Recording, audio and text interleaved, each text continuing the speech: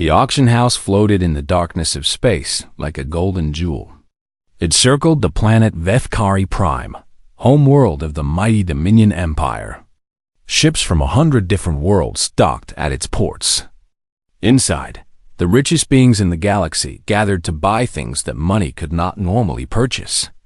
Princess Cyrillith walked through the viewing halls with slow, bored steps. Her silver skin caught the light as she moved. Her 4 eyes scanned the display chambers without much interest. She had seen it all before. At just 200 years old, she was young for her species. She was also the 3rd daughter of Empress Valeth, which meant she was mostly useless. Her older sisters would inherit power. Cyrillith would be married off to some lord for political reasons. Until then, she was free to waste her time however she pleased. Today, she chose to waste it at the auction. "Your Highness," her attendant said, bowing low. "Shall I show you the Void Serpent? It is quite rare." "I saw one last year," Cyrillith replied. "Show me something new." She walked past chambers holding creatures from across the galaxy. There were phase-shifting wraiths that could walk through walls. There were singers from the Crystal Nebulae whose voices could control minds. There were massive beasts and tiny organisms, each one rare and expensive. None of them interested her. Then she reached the final chamber in the East Wing, and she stopped. Inside the containment field sat a creature she had never seen before. It was small and soft-looking, with pale skin and dark hair on its head. It had only 2 eyes, 2 arms, 2 legs. No claws, no scales. No natural weapons of any kind. The creature was sitting cross-legged on the floor. It was reading something on a datapad, completely calm. When it noticed her staring, it looked up. And it smiled at her. Not the fearful smile of a captured animal trying to please its captor. Not the empty smile of a broken spirit. This was the smile of someone who found the situation genuinely amusing. "What is this?" Cyrillith asked, pressing her hand against the transparent barrier. The auction master hurried over, his many legs clicking on the floor. "Ah, Your Highness has found our most unusual item. This is a human, from the species that lives in the quarantine zone." Cyrillith had heard of humans. Everyone had. They were the species that lived in a sealed region of space that no empire was allowed to enter. The story said they were primitive and dangerous, like wild animals. This creature did not look dangerous. It looked ordinary, almost disappointingly so. "Why is it here?" she asked. "It was captured by traders who entered the quarantine zone illegally. Very risky business, very expensive." The auction master lowered his voice. "This one has been in our care for 6 standard months, Your Highness. It has been difficult. Difficult how?" The auction master checked his records. "It has escaped containment 14 times. It learned to speak our language in 3 weeks. It somehow got access to our computer systems twice. And it has convinced 3 of our guards to quit their jobs." Cyrillith turned back to look at the human. It was still watching her with that strange smile. "Convince them to quit?" she repeated. "How?" "We are not entirely sure, Your Highness. It just talked to them. Asked them questions about their lives. The next day, they resigned. One of them said he wanted to become a musician. He had worked here for 40 years. The human stood up and walked closer to the barrier. It was shorter than Cyrillith by almost a full head. Up close, she could see that its eyes were a warm brown color, filled with intelligence. "Hello," it said. Its voice was calm and friendly. "You must be someone important. Everyone bows when you walk past." Cyrillith was surprised. Captive creatures did not usually speak to royalty so casually. "I am Princess Cyrillith of the Dominion," she said. "Nice to meet you. I am Marcus Cole." The human tilted its head slightly. "You look bored. Is this auction not entertaining enough for you? The princess did not know how to respond. No one had ever spoken to her this way. Everyone either treated her with excessive respect or ignored her entirely. What were you reading? She asked instead. Marcus held up the datapad. A history of your empire. Very interesting. Did you know that your people used to elect their leaders? About 8,000 years ago, before the first Empress took power. Cyrillith frowned. Where did you get that datapad? One of the guards gave it to me. I asked nicely. Marcus smiled again. I like to understand the places I visit. Your empire is very old, very stable, also very rigid. Nothing has really changed here in thousands of years, has it? Change is not always good, Cyrillith said automatically. It was something she had been taught since childhood.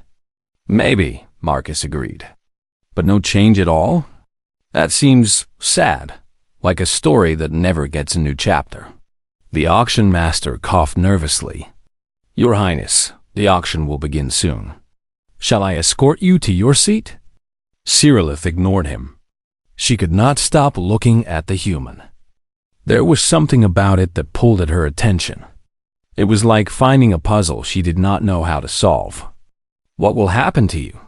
She asked Marcus. After the auction? Someone will buy me, I suppose. Rich people like owning rare things. He did not seem bothered by this. Maybe I will end up as decoration in some noble's house. Maybe I will be studied by scientists. Maybe I will escape again. He shrugged. Life is full of surprises. You are not afraid? Marcus considered the question. Fear is useful sometimes. It keeps you alive. But being afraid all the time? That just makes you a prisoner in your own mind. He looked directly into her eyes. You understand that, don't you, Princess? You seem like someone who knows about invisible prisons. Cyrillith felt her heart beat faster. How did this strange creature see so much with just one conversation? The auction master was now actively tugging at her sleeve. Your Highness, please. Your mother is waiting. She let herself be led away, but she kept looking back at the human until she could no longer see him. The auction hall was magnificent. Thousands of seats rose in circular tiers around the central stage. Beings from across the galaxy filled those seats, their various bodies creating a rainbow of colors and shapes. At the highest point sat the Empress herself, golden robes flowing around her tall form. Cyrillith took her place beside her mother and watched as item after item was brought to the stage. Rare minerals, ancient artifacts, living creatures in containment fields. Each one sold for fortunes that could buy entire planets. Then Marcus Cole was brought out. He walked onto the stage without being pushed or dragged. He looked around at the crowd with open curiosity, as if he was the one observing them, not the other way around. Item 73, the announcer said. A human male, approximately 30 years of age in his species. Excellent health. Highly intelligent. Reserve price, 5 million credits. The bidding began slowly. A few hands rose, then fell. Humans were rare, but they were also known to be troublesome. The price climbed to 8 million, then stopped. Cyrillith looked at her mother. The Empress was watching the stage with mild interest, nothing more. Mother, Cyrillith said. What is it? Buy that human for me. The Empress turned to look at her daughter. Why would you want such a thing? Humans are not particularly beautiful or useful. I want him. Please, Mother. I have never asked you for anything from these auctions before. This was true. Cyrillith had always been the quiet daughter, the one who asked for nothing and expected nothing. The Empress studied her face for a long moment. Then she raised her bidding scepter. 10 million credits, she announced. The hall went silent. Every being in the room turned to look at the royal box. The Empress had never personally bid on an auction item before. 15 million, someone called out. 20 million, the Empress replied without hesitation. From the corner of her vision, Cyrillith noticed beings from other great powers whispering urgently to each other. The representatives from the Kreth hegemony looked alarmed. The delegates from the Silicate Collective were having a rapid conversation through their hive link. The bidding stopped. No one wanted to fight the Empress over a single human. Sold, the announcer said, to Her Imperial Majesty. On the stage, Marcus Cole bowed with perfect grace, as if he was a performer who had just finished a show. For just a moment, his eyes found Cyrillith in the crowd. He was still smiling. Across the galaxy, in offices and palaces and ships, those who watched the auction felt a strange unease. They did not know why a human at the right hand of Dominion royalty worried them so much. But something deep in their instincts told them that the universe had just changed in a way they did not yet understand. The galaxy held its breath. Marcus Cole arrived at the Imperial Palace 3 days after the auction. He was given a suite of rooms in the Eastern Wing, close to Princess Cyrillith's own quarters. The rooms were beautiful, filled with soft furniture and expensive art. A golden collar was placed around his neck, marking him as royal property. He accepted all of it, without complaint. The servants who attended to him were confused by his behavior. Most new pets needed time to adjust. They would cry, or refuse to eat, or try to escape. Marcus did none of these things. He thanked the servants for their help. He ate his meals with good appetite. He explored his rooms with genuine interest. On his second day in the palace, he asked a cleaning servant about her family. Her name was Kethra. She had worked in the palace for 30 years. No one had ever asked about her life before. She found herself telling the human about her children, her worries, her dreams that she had given up long ago. Marcus listened to every word.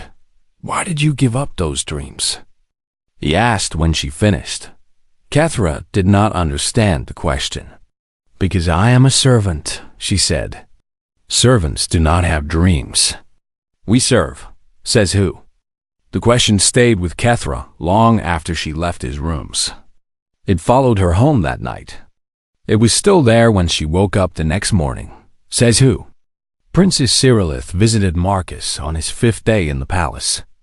She did not know why she had waited so long. Perhaps she was nervous.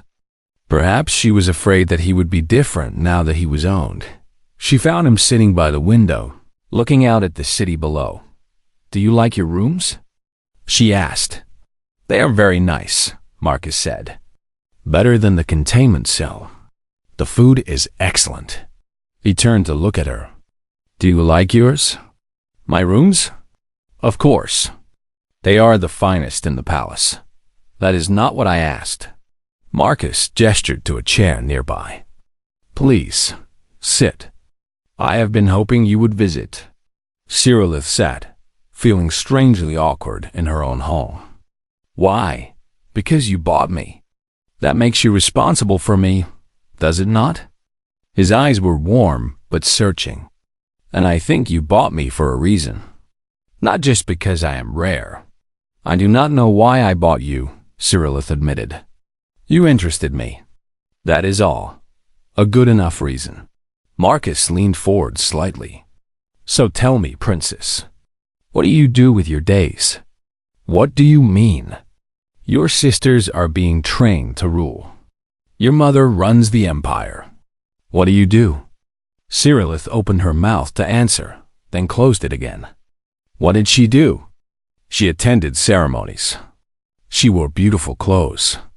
She waited for the day when she would be married to a stranger for political benefit. "I wait," she finally said. "I wait for my life to be decided by others." Marcus nodded slowly. "And how does that feel?" No one had ever asked her that question. Not her mother, not her sisters, not any of the hundreds of advisors and servants who filled the palace.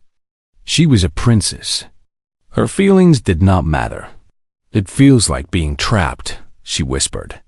"Like being in a cage made of gold and silk." "Now we understand each other," Marcus said softly. "I wear a collar, but you wear chains that no one can see. The difference is, I know I am a prisoner. Do you?" They talked for 3 hours that first day. Marcus asked questions that Cyrilith had never considered. Why did the Dominion have slaves? Because it always had. Why did women of the royal family have no power? Because tradition said so. Why did no one ever challenge the way things were? Because change was dangerous. Dangerous for whom? Marcus asked. For everyone? Or dangerous for the people who benefit from things staying the same? Cyrilith felt her mind stretching in new directions. It was uncomfortable, like exercising muscles that had never been used. She came back the next day, and the day after that.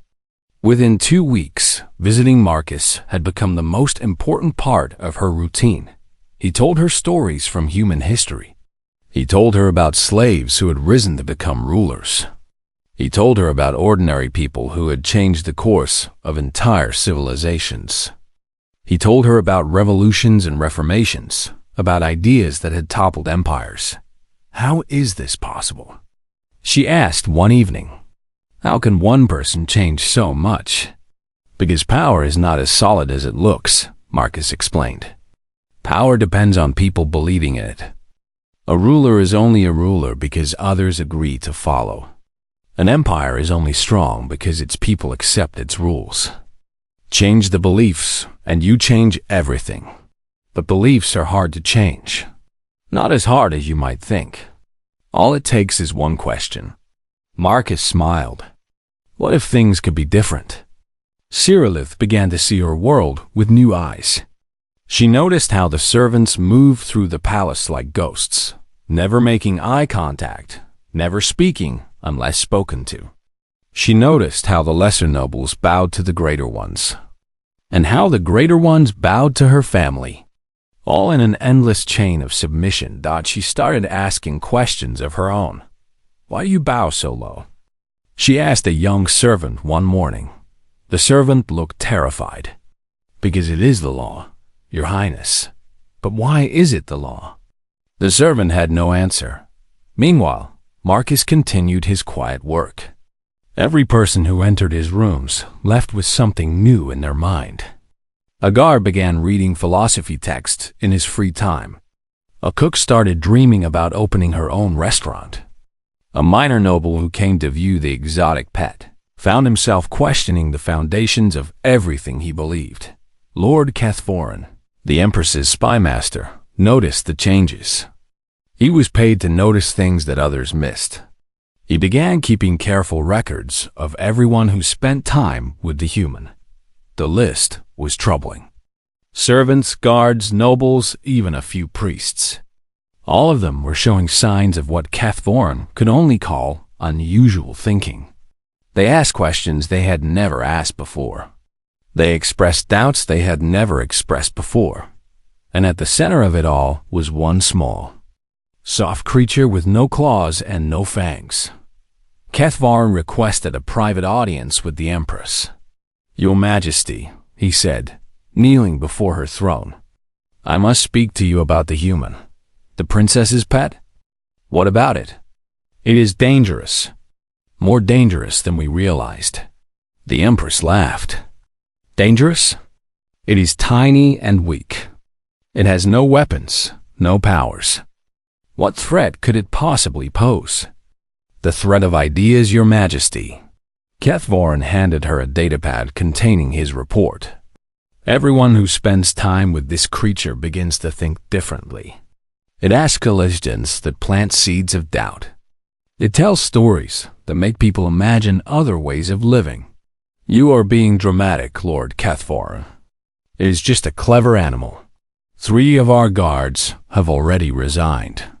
12 servants have requested transfers to other households. A minor lord has begun speaking publicly about reform. All of them spend time with the human. The Empress frowned slightly. And what do you suggest I do? Kill it? My daughter would be heartbroken.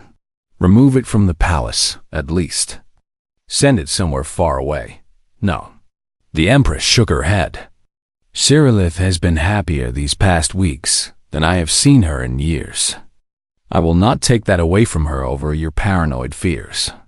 Your Majesty, enough. The human is harmless. You may go. Kethvorn bowed and left, but his mind was not at ease. He'd been a spy master for 200 years. He'd seen empires rise and fall. He knew the signs of coming trouble, and every sign pointed to the quiet human with the gentle smile Dot in his comfortable rooms. Marcus Cole continued to ask questions. He continued to listen. He continued to plant seeds Dot, and in the hearts and minds of those he touched, something new was beginning to grow. It was small at first, just a tiny spark of wonder. But sparks could become fires. Marcus knew this better than anyone. He had all the time in the world. 6 months passed since the auction. The palace had changed in ways that were difficult to measure. The changes were small, almost invisible, but they were everywhere. Servants walked with their heads a little higher. Guards questioned orders they would have followed without thought before. Minor nobles gathered in quiet corners to discuss ideas that had never been discussed in the history of the Dominion, and Princess Cyrillith had transformed. The quiet, obedient third daughter was gone. In her place stood a young woman with fire in her eyes and questions on her lips. She read constantly now, devouring texts on history, philosophy, law, and economics. She spoke to servants and nobles with equal respect. She noticed injustices that she had been trained to ignore. Marcus watched her growth with quiet pride. He had planted seeds, but she had chosen to water them. The change came from within her. He had simply shown her that change was possible. I want to do something, she told him one evening. Not just think differently, but act differently. Make something happen. What would you like to change? Cyrillith thought carefully. Of all the problems in the Dominion, which one bothered her most? The answer came quickly. The slave trade, she said. Millions of beings are bought and sold every year like animals. I used to think it was normal. Now I see it for what it is. It is evil. That is a big target, Marcus said. The slave trade has existed for 10,000 years. It makes many powerful people very rich. I know, but it is wrong. Someone has to say so, then say so. Cyrillith looked at him with uncertainty. Just like that? Walk into the imperial court and demand an end to slavery? Why not? You are a princess. You have a voice. Most people in this empire do not even have that. Are you going to waste your privilege by staying silent? The words stung, but Cyrillith knew they were true. She had spent her whole life being silent, being obedient, being invisible. What was the point of her position if she never used it? She began to prepare. Over the following weeks, she reached out to others who had been touched by Marcus's ideas. Minor lords who had begun questioning the old ways. Servants who had discovered their own worth. Even a few priests who had started wondering if the gods truly wanted things to stay the same forever. Slowly, quietly, she built a coalition. Lord Kethvorn watched these developments with growing alarm. His spies reported every secret meeting, every whispered conversation. The princess was organizing something. The human was behind it. The spy master was certain of that. He went to the Empress again. Your Majesty, I must insist. The situation has grown beyond what I warned you about. Your daughter is planning something dangerous. Dangerous? The Empress was annoyed by these constant warnings. What could she possibly plan? She has no power. She has followers now. Nobles, servants, even some of your guards. They meet in secret. They talk about change, about reform. Kethvorn leaned forward urgently. About ending the slave trade. This got the Empress's attention. The slave trade was the economic foundation of at least a dozen noble houses. Challenging it would mean challenging the entire power structure of the Dominion. She would not dare, the Empress said. She has been spending every day with the human. It has filled her head with foreign ideas. If you do not act now, before he could finish, a servant burst into the throne room. Your Majesty, the princess. She is in the Grand Court. She is making a speech. The Empress rose from her throne and swept toward the Grand Court, her robes flowing behind her like golden waves. Kethvorn followed close behind. The Grand Court was the largest chamber in the palace, where the most important matters of state were discussed. Hundreds of nobles had gathered there, drawn by rumors that something unprecedented was about to happen. Princess Cyrilla stood at the center of the floor. She was dressed simply, without her usual royal jewels. Behind her stood 17 lesser nobles and, more shocking, a group of servants who had somehow gained entry to this sacred space. What is the meaning of this? The Empress demanded. Cyrilla turned to face her mother. Her voice was calm but carried through the entire chamber. Mother, lords and ladies of the Dominion, I stand before you today to speak about something that has troubled my conscience. Something that should trouble all of us. You have no right to address this court, one of the senior lords called out. You are the third daughter. You have no standing here. I have the standing of any citizen who sees injustice and refuses to stay silent. Cyrillith lifted her chin. I am here to call for the abolition of the slave trade. The chamber erupted in chaos. Lords shouted in outrage. Some laughed at the absurdity. Others stared in shock at the princess, who had always been so quiet, so proper, so invisible. Impossible! Someone yelled. The slave trade has existed since the founding of the empire. Then perhaps it is time for our empire to grow up, Cyrillith replied. We call ourselves civilized. We pride ourselves on our culture, our art, our technology. Yet we buy and sell living beings like objects. Is this truly the legacy we want? The Empress descended to the floor of the chamber, her face cold with anger. You will stop this at once, daughter. You are embarrassing yourself and your family. I am trying to save our family. Save our empire. Cyrillith met her mother's eyes without flinching. The universe is watching us, mother. Other civilizations are growing and changing. We are standing still. If we do not learn to change ourselves, change will be forced upon us. Who has filled your head with this nonsense? The Empress looked around the chamber until her gaze found the human standing quietly in a corner. You, this is your doing. Marcus stepped forward, still wearing his golden collar. I answered questions, Your Majesty. That is all. You have corrupted my daughter. I have helped her see what was already in her heart. The corruption was in the blindfold that kept her from seeing the truth. Lord Kethvorn had heard enough. This human had manipulated the princess, divided the court, and threatened the stability of the entire empire. It had to end now.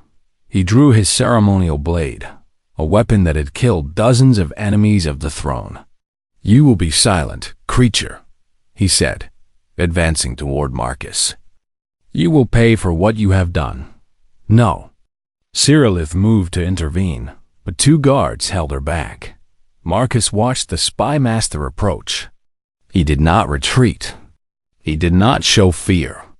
He simply watched, with that same calm expression he always wore.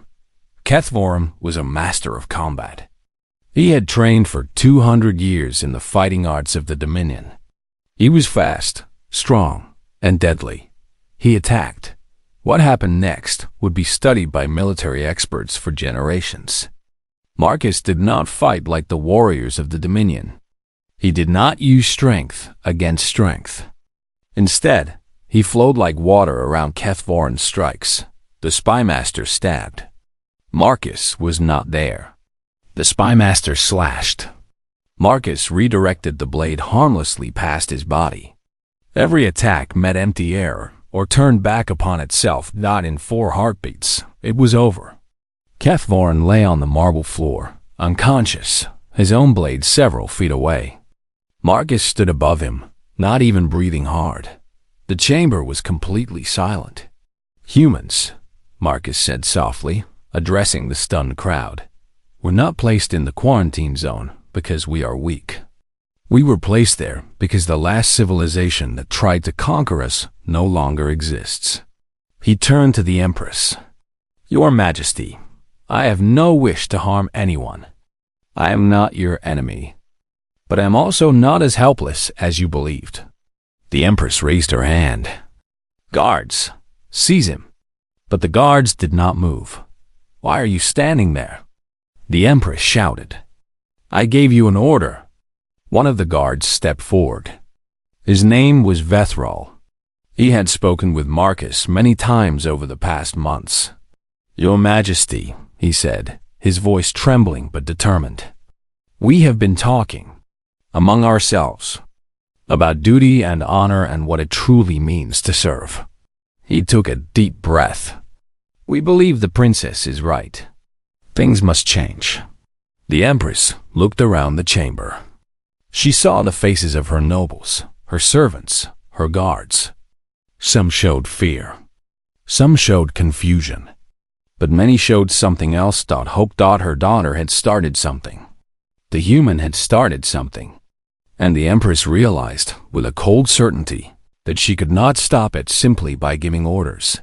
The world she had known was cracking, and through the cracks, light was beginning to shine. The imperial palace was locked down. No one was allowed to enter or leave.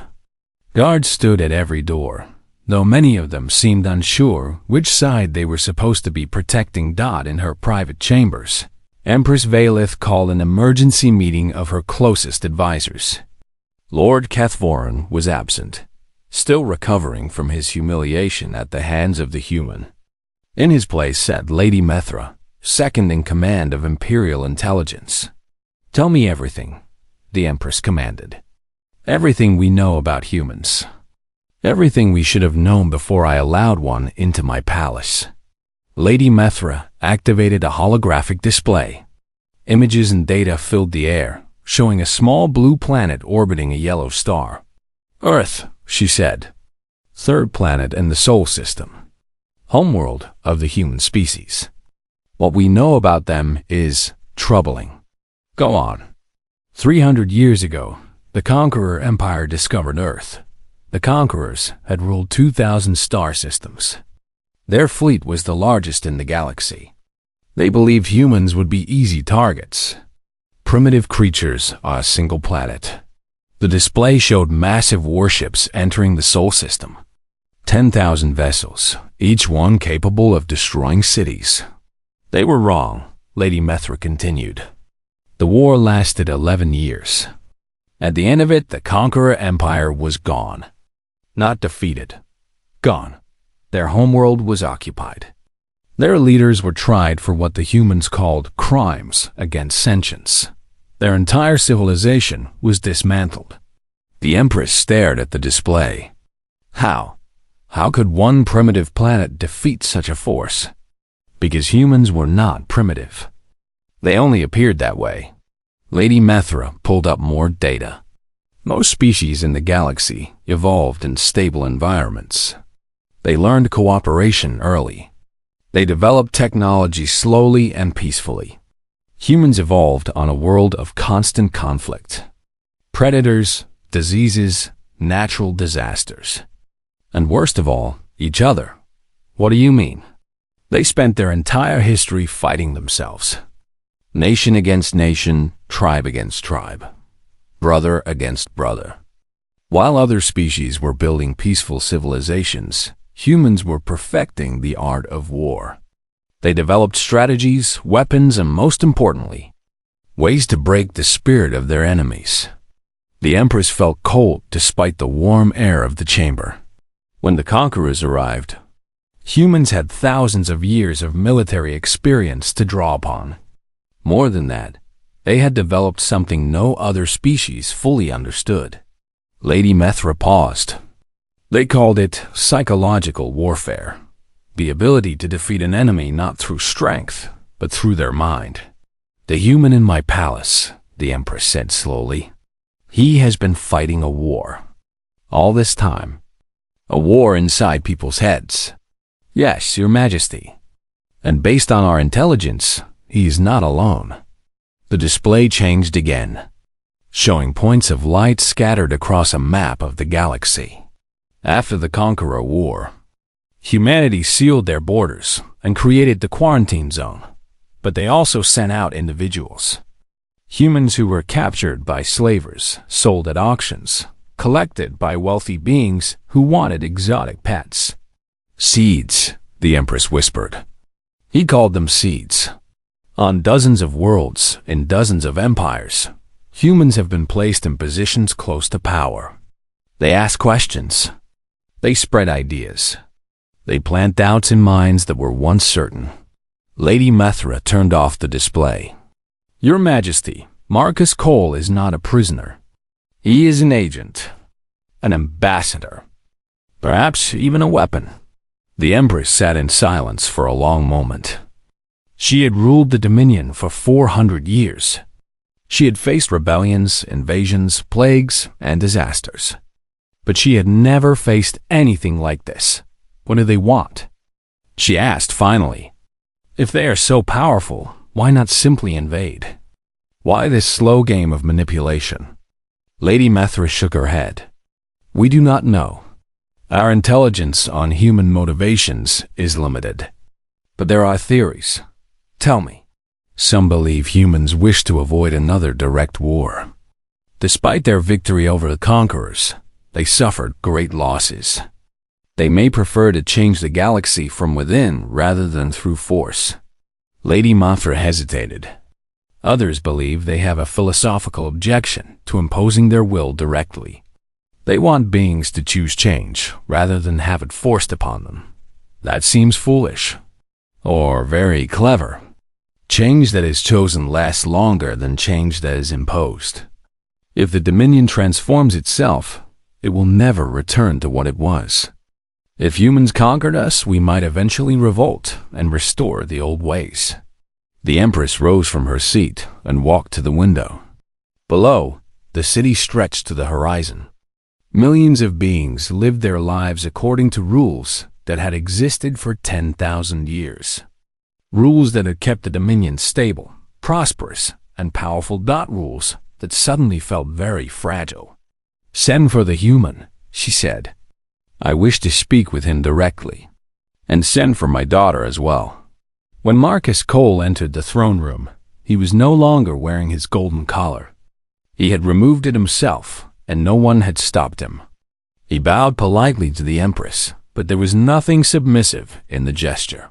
Princess Cyrillus stood beside him, uncertain about what was about to happen, but refusing to leave his side. You have caused me a great deal of trouble, the Empress said. I have caused you to face truths you preferred to ignore. Marcus replied, That is not the same thing.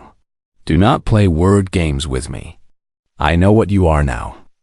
I know you are not a helpless pet. I know your people have been planting agents across the galaxy for centuries. Marcus nodded. Then you know more than most rulers. That is good. It means we can speak honestly. Honestly? The Empress laughed bitterly. Everything about you has been a lie from the beginning. No, I never lied to anyone. I simply did not volunteer certain information. Marcus stepped closer to the throne. Ask me any question, Your Majesty. I will answer truthfully. Why? Why go through all this? Why not simply send your fleets? Because conquest breeds resentment. Empires built on force eventually fall. We learned that lesson many times throughout our history. Marcus's voice was calm but serious. Humanity has been slaves and masters, conquerors and conquered. We have seen every form of government, every type of society. We have made every mistake a species can make. And we have finally learned that some things cannot be forced. They must be chosen. So you manipulate others into choosing what you want them to choose. We show them possibilities. We ask questions that make them think. We share ideas that help them see their world in new ways. The choice is always theirs. Marcus looked at Cyrillith.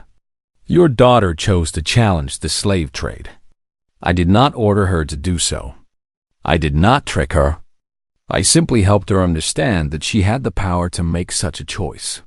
The Empress turned to her daughter. Is this true? Did he force you in any way? Cyrillith shook her head. He opened my eyes, Mother. That is all. The desire to act came from me. The courage to speak came from me. He simply showed me that these things were possible. And what happens now? The Empress demanded of Marcus. I have learned your secret. My intelligence agencies are probably sharing this information with other powers as we speak. The galaxy will unite against you. Marcus smiled slightly. Perhaps, or perhaps they will realize what you are beginning to realize. That the systems you have built are not as stable as you believed. That change is coming whether you want it or not. The only question is whether you will guide that change or be swept away by it. Is that a threat? It is an observation. Look at your own court, Your Majesty. Look at how many people have already started thinking differently. This happened in 6 months, with one human asking questions. What do you think will happen over the next 100 years? The next 1,000?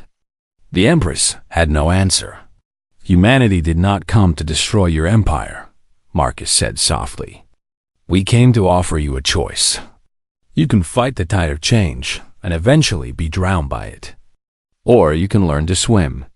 You can adapt, grow, become something greater than you are now. And if we refuse? Marcus was silent for a moment. When he spoke again, his voice was harder. Then we will wait. And eventually, your own people will do what needs to be done. With or without us. He turned and walked toward the door. At the threshold, he stopped and looked back. We have time, Your Majesty. Humans are patient. We have been waiting 300 years for the galaxy to be ready. We can wait 300 more. The question is, can you? He left the throne room, leaving the Empress alone with her thoughts and her daughter, and a future that suddenly seemed very uncertain. Outside the palace, in the vast darkness of space, sensors detected movement at the edge of the quarantine zone.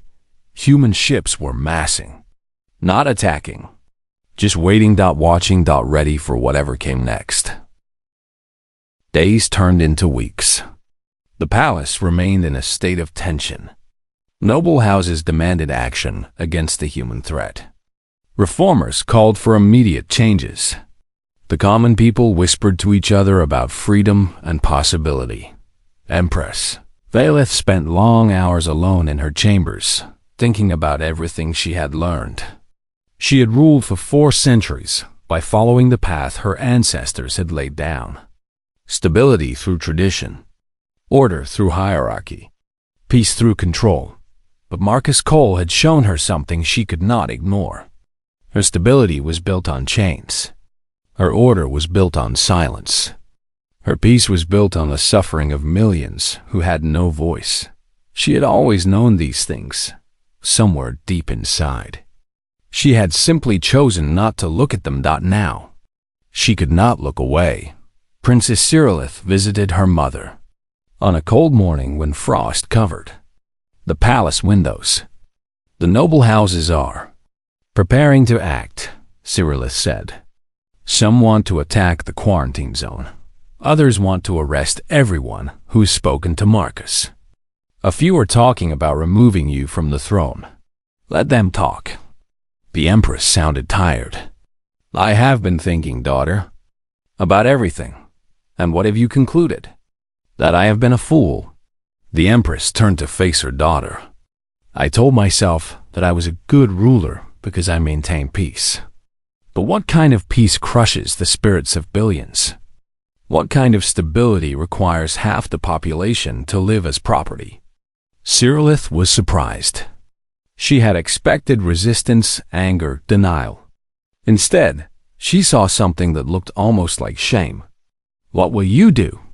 she asked. "I do not know. That is why I asked you to come." The Empress sat down heavily.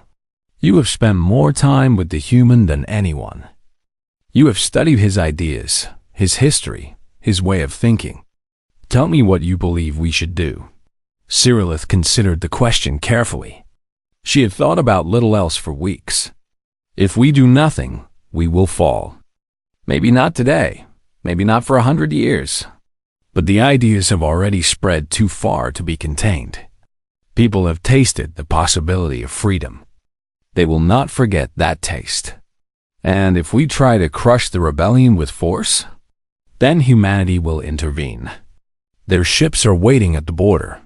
Marcus told me they prefer to let societies change themselves, but they will act if necessary. They have done it before." The Empress nodded slowly. "So our choices are death by our own people or death by invasion?" "No." Cyrillith moved closer to her mother.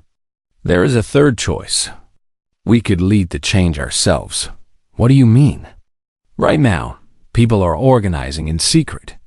They are afraid, uncertain, leaderless. If the throne opposes them, they will become revolutionaries. But if the throne joins them..." Cyrillith took a deep breath. "If you stand up and say that change is needed, that the old ways must end, then you become the leader of the Reformation instead of its enemy. The noble houses would never accept it. Some would not. But many are already questioning the old ways. And the common people would support you. The servants, the workers, the slaves. If you offer them freedom, they will follow you anywhere." The Empress stood and walked to the window. Below, life continued as it always had. Servants hurrying about their duties. Nobles being carried in golden chairs. Slaves working in the gardens with chains around their ankles. "It would mean giving up power," she said quietly.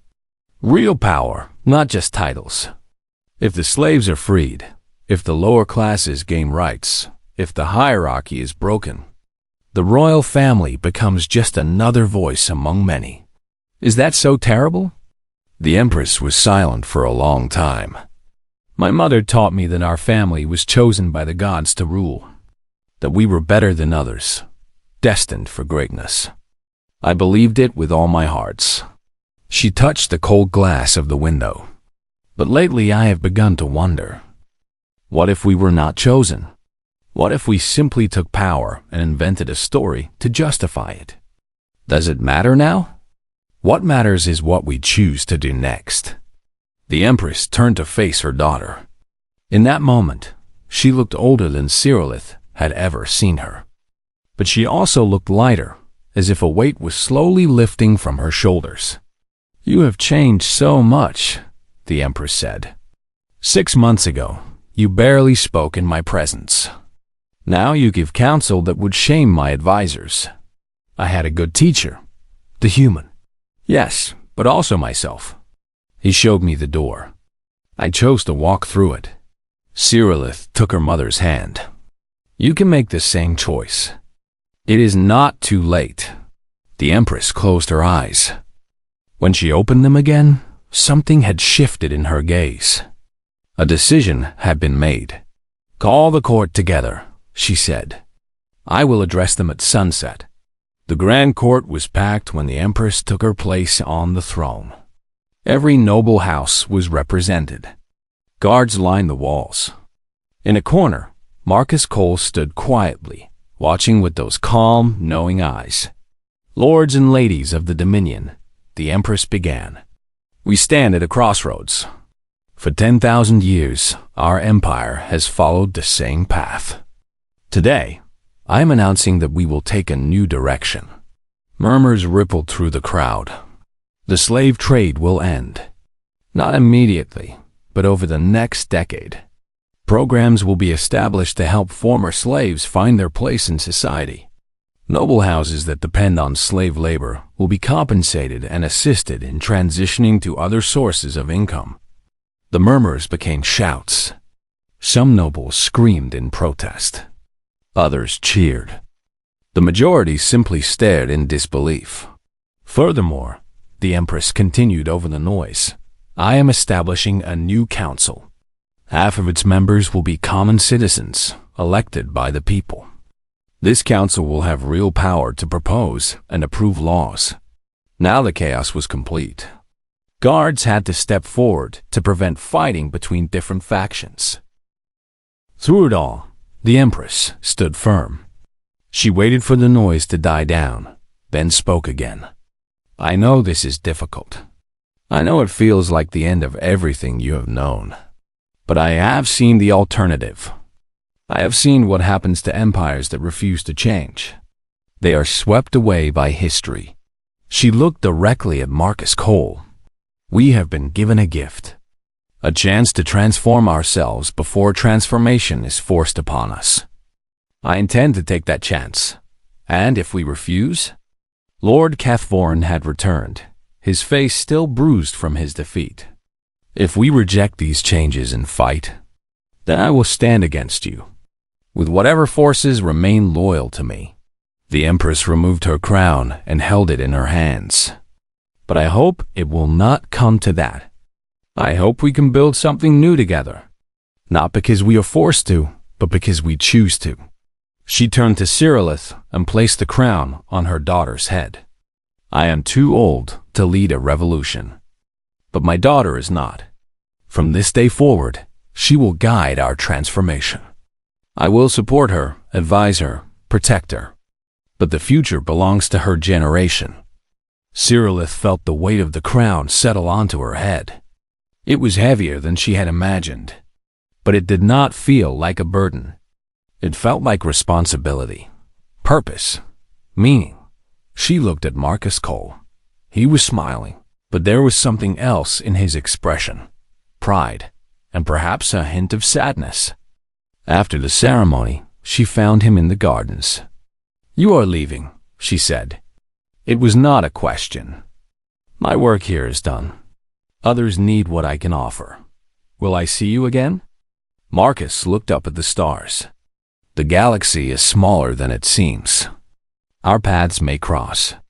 He turned back to her. You will do well, Cyrillith. You have something that cannot be taught. A genuine desire to make things better. Hold on to that. I have so many questions still. Good. Never stop asking questions. That is how wisdom grows. He began walking toward the palace gates. Remember what I told you. Change is not something that happens to us. It is something we choose. You have made your choice. Now help others make theirs. He passed through the gates and disappeared into the night. Cyrillith watched him go, feeling both loss and hope in equal measure. 50 years later, the being once called Princess Cyrillith stood in a plaza that had been renamed Freedom Square. She was simply Citizen Cyrillith now, by her own choice. The crown had been retired decades ago, replaced by an elected council that governed the former dominion. Children played around her, human and dominion together. Their laughter carried on the warm breeze. Nearby, a monument stood in honor of all those who had worked to build this new world. An old man sat beside her on a bench. His hair was white, his movements slow, but his eyes were as bright as ever. You came back, she said. Marcus Cole smiled. I told you our paths would cross. How long will you stay? A while. I am old now, even by human standards. I think I would like to see how your story continues. They sat in comfortable silence, watching the crowds pass by. Former slaves walked freely. Former nobles worked alongside common citizens. The rigid lines of the old hierarchy had blurred into something more fluid, more fair. Did it turn out the way you expected? Cyrillith asked. Better? You surprise me, again and again. The changes I hoped would take centuries happened in decades. Marcus chuckled softly. Humans like to think we understand how history works. But individuals always surprise us. We had good teachers. You had one teacher who asked questions. Everything else came from you. Marcus looked around the plaza. This is your legacy, Cyrillith. You and millions of others who chose to believe things could be different. And humanity? What is your legacy? Marcus thought about the question. Out beyond the atmosphere, human and Dominion ships patrolled together. The quarantine zone was gone. Trade routes connected once isolated worlds. On dozens of planets, similar transformations were taking place. We wanted to help the galaxy become what it could be. To show everyone that change was possible, that freedom was achievable, that the future was not fixed. He watched a group of children run past, laughing. But in the end, we were just gardeners. We planted seeds. You made them grow. Cyrillith smiled and took his weathered hand in hers. Thank you, she said simply. For what? For asking questions.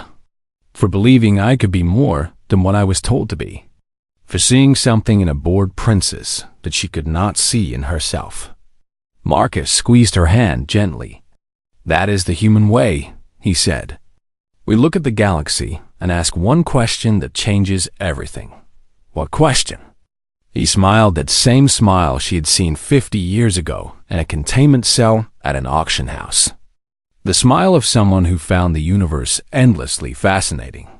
What if things could be different?